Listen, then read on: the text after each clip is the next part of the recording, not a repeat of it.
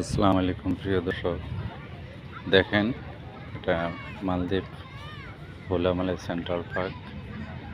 এই পার্কে আমরা সবসময় ঘোরাঘুরি চলাফেরা করি, বসি করি। পাশে কত সুন্দর পরিবেশ, নিরিবিলি পরিবেশ। দেখেন ভাই লোকজন করতেছে, নিরিবিলি পরিবেশ।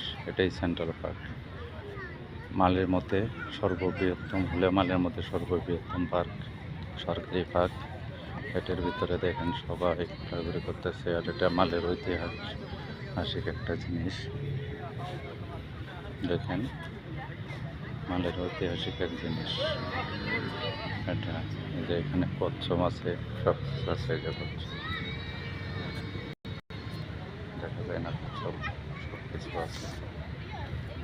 এটাই দেখেন সবাই করতেছে এখন মনে নিজের মনে করে। যে বিল্ডিং, মালের বিল্ডিং সবচেয়ে ছোট ছোট, বাংলাদেশে তো ছোট বিল্ডিং নাই, কিন্তু এদেশে আছে ছোট ছোট বিল্ডিং।